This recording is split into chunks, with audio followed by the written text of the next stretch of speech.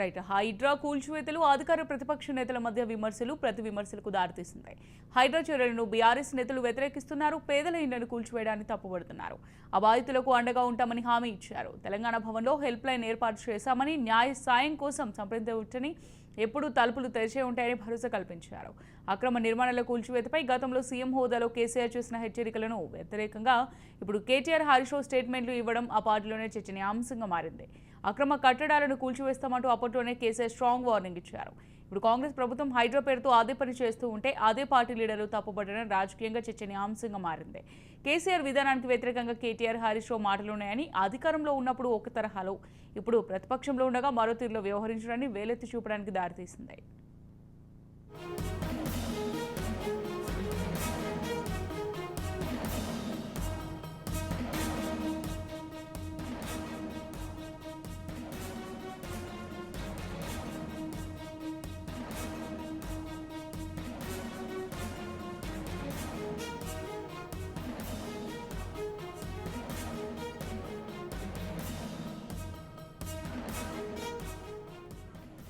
హైడ్రా కూల్చివేతలపై దాదాపు నెల రోజులుగా కేటీఆర్ హరీష్ రావు రాష్ట్ర ప్రభుత్వంపై అనేక రకాలుగా విమర్శలు గుప్పిస్తున్నారు.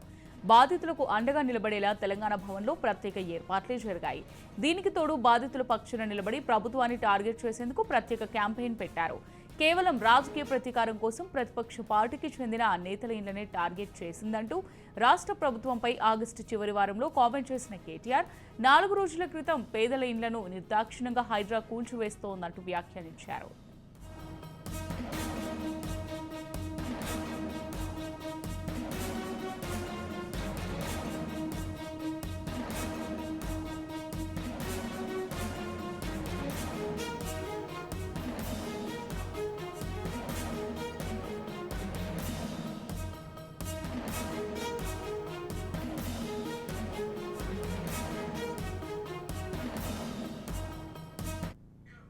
ఒకవైపు ప్రతిపక్షాలకు చెందిన లీడర్ల ఇండ్లను టార్గెట్ చేసిందంటూనే నెల రోజుల వ్యవధిలో పేదల ఇండ్లను అని కేటీఆర్ వ్యాఖ్యానించడం బీఆర్ఎస్ నేతల మధ్యనే చర్చకు దారితీస్తుంది.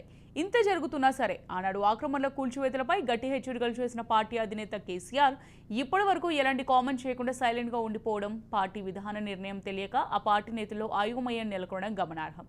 హైదరాబాద్ నగర ప్రజలను వరద ముంపు నుంచి బయటపడేసేందుకు అక్రమ కట్టడాలను కూల్చివేయక తప్పదని, వరద నీటిని తీసుకెళ్లే నాలాల మీద కట్టడాలను సహించే ప్రసక్తే లేదని 8 ఏళ్ల క్రితమే కేసీఆర్ హెచ్చరించారు.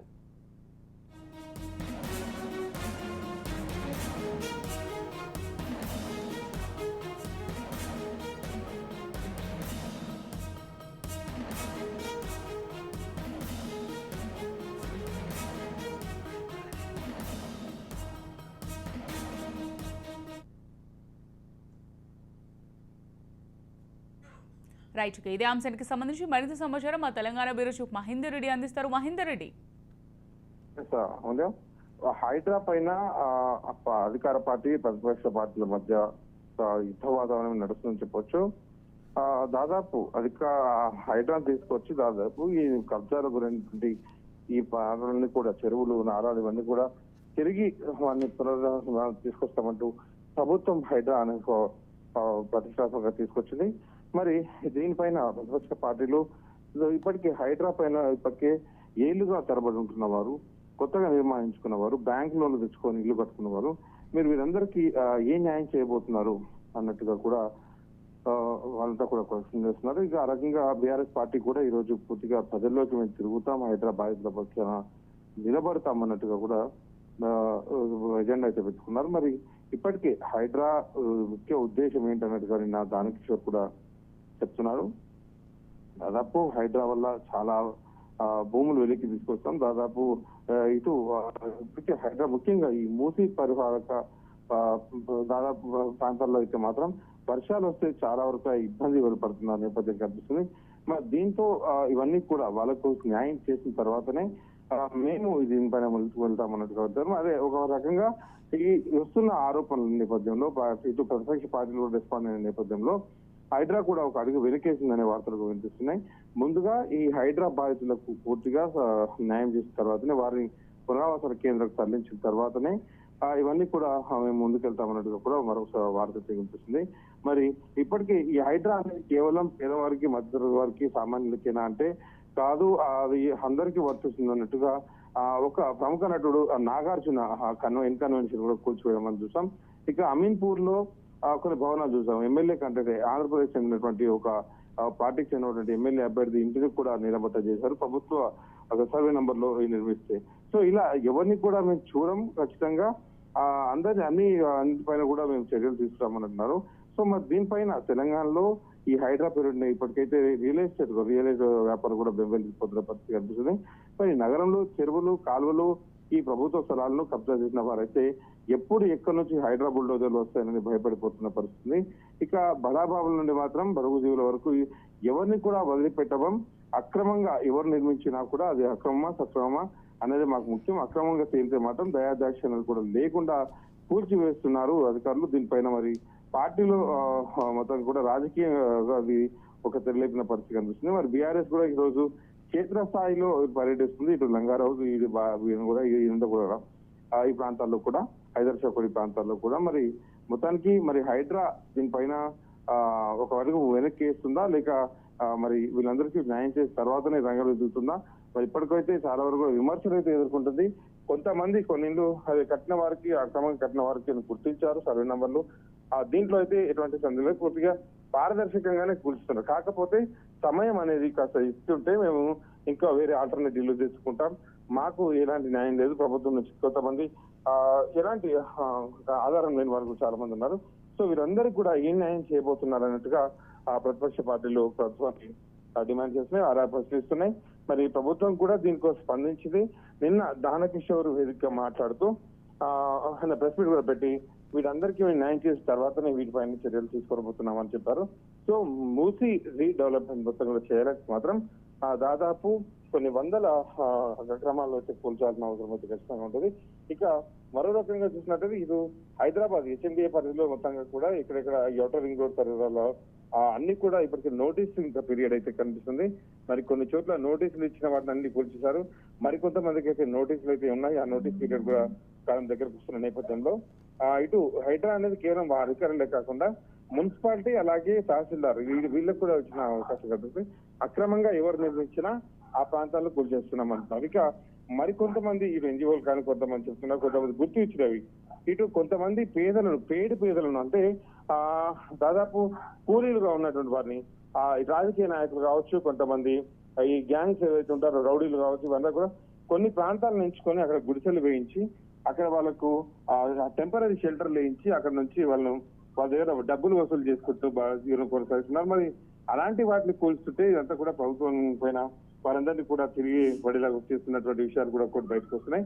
మరి అలా చేసినటువంటి వారు ఎందుకంటే ఒక ప్రాంతం నుంచి ఒక కొత్త వ్యక్తి వచ్చి ఈ మూసి కావచ్చు ఇంకో ప్రాంతంలో కావచ్చు కొత్తగా గుడిసె తీసుకోవాలంటే మాత్రం చాలా ఇబ్బందులు కానుస్తుంది. మరి అలాంటిది ఇంత యథేచ్ఛగా వేస్తున్నారంటే మాత్రం దీని వెనకాల పెద్ద పెద్ద ఈ రౌడీ షీటర్లు కావచ్చు, రాజకీయ నాయకులు కావచ్చు వీళ్ళే ఉంటారు. కాబట్టి వీటిని కూడా గుర్తిస్తున్నారు. దానికి ఎవరు ప్రోత్సాహం ఉంది, ఎవరు ప్రోత్సహించారు, ఎవరు వేశాడు, వీటన్నిటిని కూడా తీసుకుంటున్నాం. నిజంగా అక్కడ పేదలకు గుడిసె వేసుకున్నారా, పేదలే ఉంటున్నారు, లేక వాళ్ళ పేరుతో టెంపరీగా గుడిసెలు వేసి వాళ్ళను అక్కడ ఉంచి ఇలాంటి వీటిని వచ్చినప్పుడు ప్రభుత్వాన్ని బదనాం చేయడం ఇవన్నీ కూడా దాదాపు అన్ని పరిశీలనలోకి తీసుకుంటున్నారు.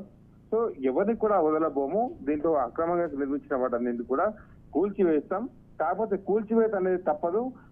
ఎవరైతే ఇప్పుడు అధికారులు ఎవరైతే ఉన్నారో ఆ షెల్టర్లు మాత్రం వాళ్ళకి ఇచ్చి వాళ్ళకు ఒక శ్రీనివాసాలు ఏర్పాటు చేసిన తర్వాత కూల్చివేతలు ప్రారంభిస్తామన్నట్టు కూడా ఈ మూసి పరివాహక ప్రాంతం గురించి మాత్రం నిన్న దానకిషోర్ చెప్పడం జరిగింది. ఇక ఇటు హైదరాబాద్ సరిహద్దు జిల్లాలో రంగారెడ్డి సంగారెడ్డి అమీన్పూర్ నుంచి పడాన్చేరి ఈ ప్రాంతాల్లో చూసుకున్నట్లయితే జిహెచ్ఎంసీ లెవెల్ అలాగే హెచ్ఎండి కొంత పరిధి కావచ్చు చెరువులు నారాలు బఫర్లు కబ్జా చేసిన అధికారులు మాత్రం ఎక్కడ కూడా వెనకడగేయట్లేదు. ఎవడైనా సరే వాళ్ళు ఎంతటి వాడైనా సరే కూల్చి నేలమట్టం చేసేస్తున్నారు ఆ బిల్డింగ్లన్నీ కూడా. అమూల్య మహేందర్ రెడ్డి, ఇప్పుడు మనం చూసినట్టయితే ఈ అక్రమ నిర్మాణాలు ఏవైతే ఉన్నాయో ఆ నిర్మాణాల కూల్చివేతలను అయితే ఆ కూల్చివేతలు జరిగేటప్పుడు సహకరించండి అని కేసీఆర్ సీఎంగా ఉన్నప్పుడు పైతీరులో అయితే చెప్పడం జరిగింది. బట్ కేటీఆర్ మాత్రం ఇప్పుడు అంటే కేసీఆర్ ఏదైతే చెప్పారో ఏదైతే కోరారో అదే ఇప్పుడు కేటీఆర్ ప్రభుత్వం చేస్తుంది. బట్ కేటీఆర్ హరీష్ రావు చూసుకున్నట్టయితే బిల్డింగ్లను నిర్దాక్షిణ్యంగా కూల్ చేస్తున్నారు అని చేసి అంటున్నారు. సో దీన్ని ఏ విధంగా చూడొచ్చు అంటారు? హైదరాబాద్ పైన మేము కొట్లాడతామంటూ టీఆర్ఎస్ నేతలు తెలుస్తున్న నేపథ్యం అయితే ఈ మూసి రీడిజైనింగ్ కోసం దాదాపు 1000 కోట్లు ఖర్చు అవుతుంది అన్నట్టుగా పదే దాదాపు కొన్ని సార్లు చూసాం మనం. కేటీఆర్ నోటి ద్వారా చెప్పిన విషయం చూసాం. మూసి డెవలప్మెంట్ చేస్తామన్నట్టుగా మాటలు చూసాం. దానికోసం కొన్ని శంకుస్థాపన రాళ్ళు కూడా వేసిన చూసాం. అలాగే ఈ మూసి పరిసరాల్లో ఉన్నటువంటి అక్రమ నిర్మాణాలను కూడా గుర్తించామని సాక్షాత్ డైరెక్ట్ కేసీఆర్ ఆ స్టేట్ మీడియా చూసాం. సో మరి వాళ్ళు చూసినటువంటి ఇవన్నీ కూడా మరి ఆ డేటా ఎవరైతే ఉన్నారో అధికారులు వాళ్ళంతా కూడా సేకరించారు. ఆ డేటానే ఇప్పుడున్నటువంటి ప్రభుత్వానికి అయితే ముఖ్యమంత్రి రేవంత్ రెడ్డి వచ్చిన తర్వాత ఈ హైదరాబాద్ లో ఇవన్నీ అక్రమ కూల్చివేతలు ఉన్నాయి, అక్రమ కట్టినవి ఉన్నాయి. వీటిని మనం కూల్ చేస్తే హైదరాబాద్ ఈ మూసి పర్వత ప్రాంతాన్ని రీడిజైన్ చేయడానికి అనుకూలంగా ఉంటుంది అనే డేటా మాకు అధికారులు గత ప్రభుత్వంలో సేకరించినటువంటి పూర్తి డేటాను మాత్రమే ఈ పార్టీకి అధికారికంగా వచ్చిన తర్వాత వీళ్ళకి ఇచ్చారు. వీళ్ళు వాటిని తొలగించే ప్రయత్నం చేస్తున్నారు. అయితే ఇప్పుడు తాము అధికారంలో ఉన్నప్పుడు మాత్రం కూల్స్తే అని అసెంబ్లీ అన్నట్టుగా ప్రవేశించినటువంటి బీఆర్ఎస్ పార్టీకి చెందిన నేతలు ఇప్పుడు మాత్రం ఇలా కూలుస్తారు ఇవన్నీ కూడా అన్నట్టుగా క్వశ్చన్ చేయడం అయితే చూసినాం. అయితే నిన్న హైదరాబాద్ కోసం వెళ్తే హైదరాబాద్ ఇల్లు కోల్పోయిన వారు కొంతమంది అయితే బీఆర్ఎస్ కార్యాలయానికి వెళ్లారు. మా ఇల్లు నిర్దాక్షిణ్యంగా కూల్చారు అనేటువంటి విషయాలపైన కొంతమంది కంటతట్టు పెట్టుకున్న పరిస్థితి కనిపిస్తుంది.